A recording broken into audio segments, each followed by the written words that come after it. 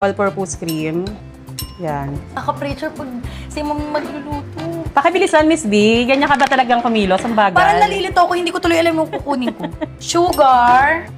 Hindi siya ganong matamis. Sa tingin mo, ma'am, magkano natin ito bibenta kay Kong? 2.5? O mura masyado? Mura mo. Kasi Oo. pamasahe mo pa lang mo, Oo magkano nga. panggas mo. Siguro pwede na 3.5. 3.5. 4.5 mo na.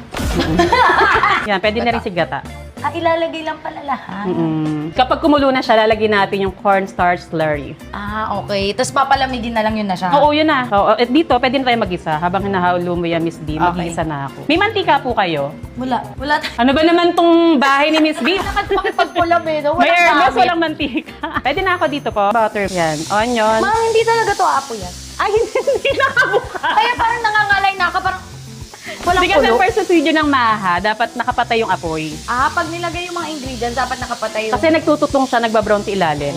Para ako merong binabarang dito. Binabarang yung mga bashers Sinasabi ko niya. sa lahat ng mga basher. Hey, nilagay ko na yung meat. Ito pang negosyo talaga tong Bake Mac sa Kamaha. Sa Ikaw, ano? ma'am, ang business mo ngayon, food din.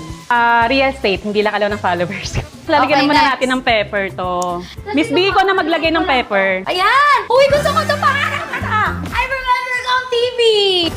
Meron talaga siya, kala nila, walang lumalabas, pero meron talaga. Kaya pa ba today? Ito, paano, ma'am? Ayan, may lumalabas na siya. Ah, iniikot lang. Dalawa na tayo. Tinulungan. Asan, ma'am? Ayan, meron. Ayun! Ang galing! Meron talaga siya. So, antayin na natin kumulo, Miss B. Kahit hindi ko na po haluin. Kailangan siyang haluin. Yung tamad nung Nagtututong assistant eh, no?